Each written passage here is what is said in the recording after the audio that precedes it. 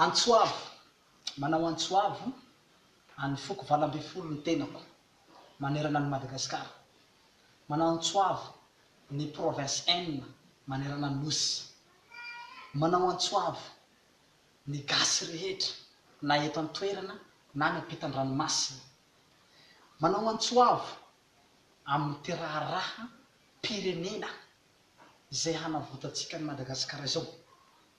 Mangataka fiaraha-miasa, mangataka fifanomezan-tanana, mangataka fifanohanana ara-kevitra, ara-bola, ara-kasa, ara-fanomezan-tana maro samihafa, ara-pitaovana hoentina ametraka izao fanjakan'i Jesosy zao. Aza velanareo hiady rery ihany zahay fa mba hampio re tompoko, satria tsy tombotsoanay rery ty zavatra ty fa tombotsoa-pirenena, tombotsoan'ny vahoaka malagasy rehetra, tombotsoan'ny taranaka faramandiby, tombotsoa-pirenena ny tsinjovina eto fa tsy tombotsoaka samy rery. Ka donc zany tokony hifanometanana atsika, tokony hifanohana atsika na ara-kevitra io na ara-kasa, na ara-pitaovana na ara-bola. Dia hoy izy ianao hoe volan'i Jesosy anie be da be apôstôly Tatandraza, tsy tokony hangataka vola na hangataka fitaovana ianao fa mangalama Jesosy. Tena marina zany. Ary zay mihitsy mahatonga zaho tena mafondra ny asako ary manao asa lehibe amin'izao fotoana zao. Vokatsy vola amin'i Jesosy io ary miliara mihitsy ny ataoko amin'izao fotoana zao satria Jesosy manam-bola. Kanefa mihazakazaha koa ianao amin'ny satroboninahitrinao.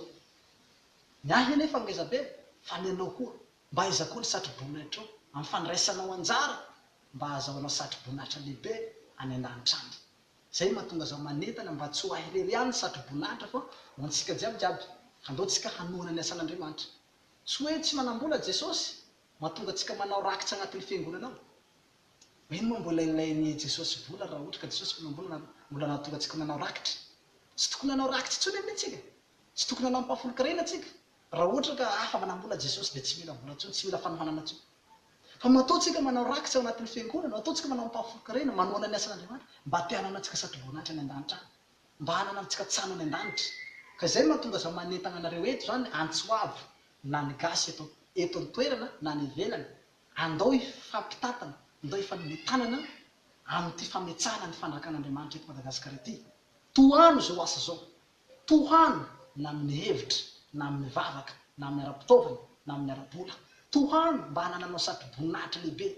Aza vela hiady rery zahay fa andao ifanometanana, andao hiara-hiady fa tombotsoa-pirenena no tsonjovina eto, tombotsoan'ny vahoaka malagasy no tsonjovina eto, tombotsoan'ny zanakao, tombotsoan'ny zafikelinao, tombotsoan'ny vahoaka rehetra sy ny taranaka faramandimby ny tsonjovina eto.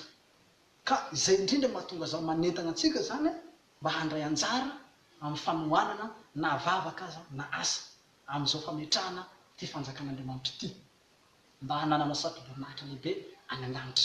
Tsy voatery resaka fitaovana ihany fa na ianao aza afaka manao partage any amin'ny groupe amin'ny Facebook, afaka manao partage amin'ny Facebook, afaka mizarazara CD, afaka manao filazana amin'ny Facebook ao koa anao na amin'ny radio, amin'ny télé, mba hanamafisanao hatrany ity fanjakam-pisorona ity.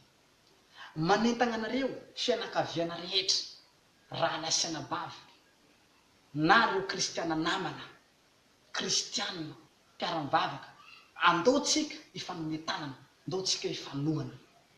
Antsika malagasy rehetra, antsika ray aman-dreny rehetra, tohanonareo za mba tsy hiady rery. Mangataka anareo an-tanandroa mba hanohanay anareo, mba hitsangana anareo hanohana zao asa lehibe zao amin'ny resaka vavaka sy partage sy ny sisa mba hahafahantsika zany hanaparitaka n'ity zavatra ty amin'ny faran'izay aingana ary mba hampatanjaka zao fanjakan'Andriamanitra zao malakilaky. Ka izay zany mahatonga zao manentana antsika zany zay resy lahatra rehetrarehetra zany mba hifanometanana, hifanohana atsika amin'ity zavatra ity mba hampalakilaky azy.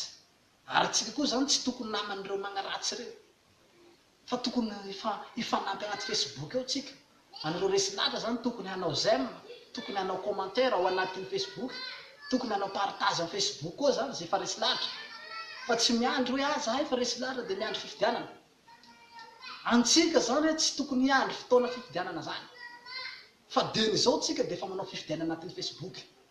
de tokony fa manao partage zany nataotsika de fa manohana zany mandray fitenenana koa zany nareo manaiky hoe miresaka agnatin'ny Facebook ao koa tsy voatery zahay foana ane miresaka agnatin'ny Facebook fa nanareo resy lahatra koa tokony hiresaka agnatin'ny Facebook koa nareo mba hoen'ny vahoaka zany hoe ay fa maro zany zareo resy lahatra reto aby zany olo resy lahatra de mba fa henohen'ny olo aby zany feotsika ka anareo resy lahatra rehetrarehetra zany de mba miangavy anareo ao zany mba samby andray fitenenana atsika agnatin'ny Facebook mba samby hiresaka zany mba ho hitan'olo hoe ay fa maro koa le olo resy lahatra fa be da beka le resy lahatra ka zay zany ny antsoavo ataoko am'izao fotoana zao de mino fa miperinandro ty zany ho be da be le olo anao commentaire hanohana anatin'ny Facebook ato ary be da be koa ny olo hijery-vakombelo hiresaka anatin'ity Facebook ato mba hampitombo ny finoana sasany zay mbola malemy finoana satria sasany koa ne mbola tsy mino heveriny fa izao raiky foana zany mizingizina am'ty raha ty fa rehefa mahita anareo maro be resy lahatra io zany zareo de manomboka mino zany zareo am'izay fotoana zay zany nanaovako antsoavy eto fa de makasitraka anao nanaraka an'izay fambaran'izay misaotra tompoko